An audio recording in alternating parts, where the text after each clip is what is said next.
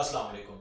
तो कल की वीडियो बनाने के बाद जो सबसे ज़्यादा क्वेश्चंस मुझसे पूछे जा रहे थे वो थे कि जो एम्बेसी के अंदर वीज़ा इंटरव्यू होता है, चाहे कोई भी कैटेगरी हो, उस वीज़ा इंटरव्यू में कौन से क्वेश्चंस किए जाते हैं और उसमें क्या सीन होता है सारे का सारा। तो ये वीडियो आपने एंड तक देखनी है। इस वीडियो में आपको मैं सारा बताऊंगा कि मोस्टली कौन से क्वेश्चंस पूछे जाते हैं, ज़्यादा कौन से क्वेश्चन पूछे जाते हैं।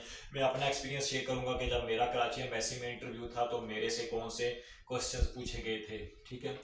तो सबसे पहले तो मैंने पहली वीडियो में भी बताया था कि सबसे पहले आपने DS-160 फिल करना है। DS-160 फिल करने के बाद आपने अपनी अपॉइंटमेंट स्केड्यूल करनी होती है अपने पोर्टल पे जाके। ठीक है।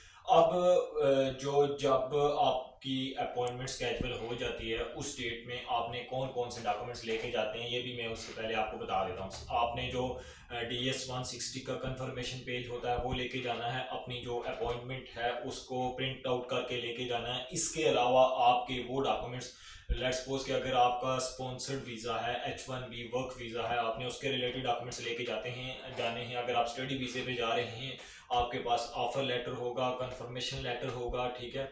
ये सारे जो स्टडी के रिलेटेड आपको डॉक्यूमेंट्स यूनिवर्सिटी ने प्रोवाइड किए हैं, ये सारे डॉक्यूमेंट्स आपने साथ लगा के लेके जाने हैं। इनमें से सबसे अच्छी बात ये है, ये कंपलसरी नहीं है, लेकिन एक डॉक्यूमेंट अगर आप अपने पुलिस स्टेशन से जो आपका करेक्टर सर्टिफिकेट होता है, पुलिस स्टेशन से जो आपके डिस्ट्रिक्ट पुलिस स्टेशन इशू करती है, अगर आप वो ले जाएं तो वो ज़्यादा बेस्ट है। ये कंपलसरी नहीं है, लेकिन अगर आप वो ले जाएं तो ज़्यादा बेस्ट है। मैं लेके गया था, अपने केस की बात बता रहा हूँ। अब आ जाए जी इंटरव्यू पे। तो इंटरव्यू में जनरल जो होता है वो हर केस का डिफर करता है। मतलब ये कि अगर कोई बच्चा स्टडी वीजे पे जा रहा है, अगर कोई वर्क वीजे पे जा रहा है, तो ये सारे केसेस डिफर होते हैं। जो टूरिज्म और बिजनेस पर्पज के लिए जाते हैं उनका मतलब डिफरेंट सीन होता है। लेकिन मोस्टली क्वेश्चंस जो ज्यादातर सबसे ही पूछे जाते हैं वो मैं इस वीडियो में कवर करूंगा और मैं अपना एक्सपीरियंस भी शेयर करूंगा। सबसे ज्यादा तो आपसे यही पूछा जाता है जब आप जाते हो काउंटर पे, आप अपना सेलेक्ट करते हो, मैंने उर्दू में देना है इंटरव्यू, मैंने इंग्लिश में देना है। आप अपने काउंटर पे जाते हो, उससे पहले आपकी बायोमेट्रिक वेरिफिकेशन होती है। ठीक है। बायोमेट्रिक वेरिफिकेशन के बाद आप वीज़ा ऑफिसर के सामने जाते हो। वीज़ा ऑफिसर जो आपसे फर्स्ट क्वेश्चन करता है वो करता है कि आप कहाँ जा रहे हो, किस स्टेट में जा रहे हो, किस सिटी में जा रहे हो। आप उसको आंसर करते हो। ठीक है। जैसे मैंने किया था, मैं शिकागो में जाऊंगा। ठीक है।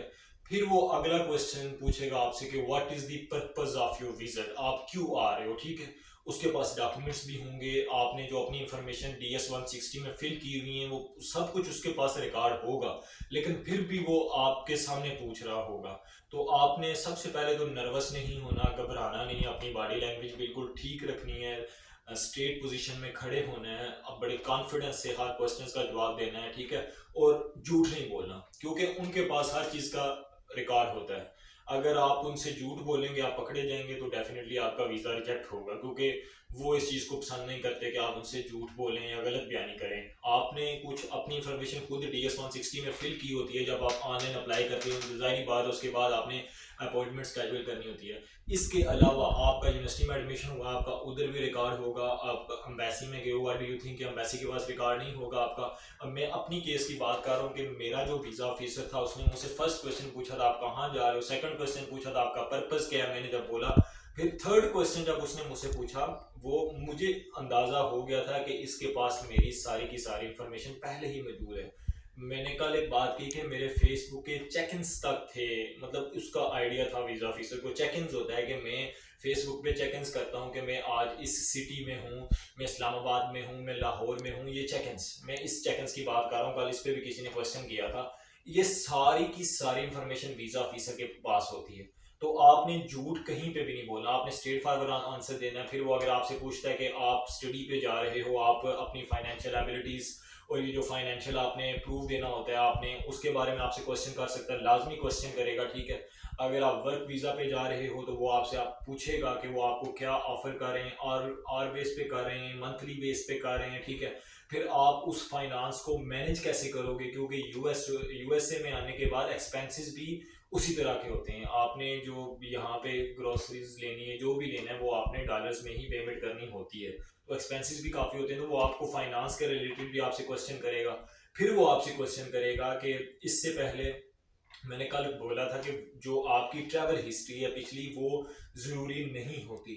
ज़ाहिर बात है, अगर आप स्टडी वीज़े पे आ रहे हो, वर्क वीज़े पे आ रहे हो, इसकी ये कंडीशन नहीं है कि भाई आप पहले सारी दुनिया घूम के फिर अमेरिका हो। ठीक है, आपने इधर आके पढ़ना है, इसकी कोई कंडीशन नहीं है कि आप सारी दुनिया घूम के आओ। ठीक है, मेरा बिल्कुल फ्रेश पासपोर्ट था, मेरी स्टैंप हो गई थी। ठीक है, मेरा वीज़ा अप्रूव हो गया था, इसका कोई नहीं। वो लेकिन आपसे क्वेश्चन ज़रूर करेगा कि आप इससे पहले कहीं पे गए हो, किसी कोई कंट्री आपने विजिट किया है, या ये आपका फर्स्ट एक्सपीरियंस है। ठीक है, तो उनके पास भी रिकॉर्ड होता है, आपने इसका बिल्कुल सही से आंसर करना है। फिर वो जो नेक्स्ट क्वेश्चंस करेगा, वो नेक्स्ट क्वेश्चंस आपके रिलेटेड करेगा, मतलब जिस डोमेन में आप जा रहे हैं। अब अगर आपकी वीज़ा कैटेगरी EB1 EB2, मतलब आपने जिस डोमेन को टारगेट किया है, आप B1 B2 पे जा रहे हो, H1B पे जा रहे हो, इवन अगर आप एक्सचेंज विजिटर हो, आप F1 पे जा रहे हो, आप H1B पे जा रहे हो, उसके रिलेटेड क्वेश्चन करेगा। तो बात बताने का इन शॉर्ट मतलब ये है कि क्वेश्चन कोई भी ऐसे नहीं होंगे जो वो आपसे करे और आपका उसके पास आंसर ना हो। आपके पास सारे डॉक्यूमेंट्स हैं, आप सारे डॉक्यूमेंट्स को एक दफ़ा सारा रीड आउट करें, फिर जाएं इंटरव्यू के लिए। आपका DS-160 आपने जो इन्फॉर्मेशन पुट की है, आप दोबारा देखें उसको देखें मैंने क्या इन्फॉर्मेशन पुट की है उधर। ये ना हो कि आप इंटरव्यू में जो क्वेश्चन का आंसर दे रहे हो वो और हो, जो आपके DS-160 पे इन्फॉर्मेशन है वो और हो, जो यूनिवर्सिटी का डॉक्यूमेंट है उस पर इन्फॉर्मेशन और हो। आपने सारा रीड आउट करके अपने जहन में बिठा के फिर आपने इंटरव्यू में जाना। कोई बड़ी बात नहीं होती, आपने आराम से कॉन्फिडेंस से जवाब देने, तो इंशाल्लाह आपका वीज़ा अप्रूव हो जाएगा। ये एम्बेसी के इंटरव्यू के क्वेश्चन थे। उसके बाद ये कि अगर आपका वीज़ा अप्रूव हो जाता है, वो आपका पासपोर्ट रख लेते हैं, जो आपके डोर स्टेप तक आ जाता है। तो ये थी आज की वीडियो, जिसमें हमने वीज़ा इंटरव्यू क्वेश्चन के बारे में बताया। जो नेक्स्ट वीडियो होगी वो होगी कि अगर आपका वीज़ा अप्रूव हो जाए तो इसके क्या बेनिफिट्स हैं। जिस तरह अगर अमेरिका का वीज़ा लेना मुश्किल है, लेकिन इसके बेनिफिट्स बहुत ज़्यादा हैं। आप 60 से ज़्यादा कंट्रीज़ ऐसी हैं जो वीज़ा फ्री कंट्रीज़ हैं। आप अमेरिका का वीज़ा हो गया, आप इस वीज़े की बेस पे उन कंट्रीज़ में जाके ट्रैवल कर सकते हो, विज़िट कर सकते हो। उसमें 2 से 3 यूरोपियन कंट्रीज़ भी हैं। अगर आपके पास USA का नॉन इमिग्रेंट वीज़ा है, तो कनाडा के कैन प्लस प्रोग्राम के थ्रू कनाडा आपको 10 साल का विजिट वीज़ा भी इशू करता है। ठीक है, तो क्या इस वीज़े एक दफ़ा स्टैंप हो जो उसके इसके बहुत बेनिफिट्स हैं। ठीक है, तो आपका अगर कोई भी क्वेश्चन हो, आप इस वीडियो के नीचे कमेंट करके मुझसे पूछ सकते हो। ठीक है, थैंक यू सो मच, जज़ाकल्लाह।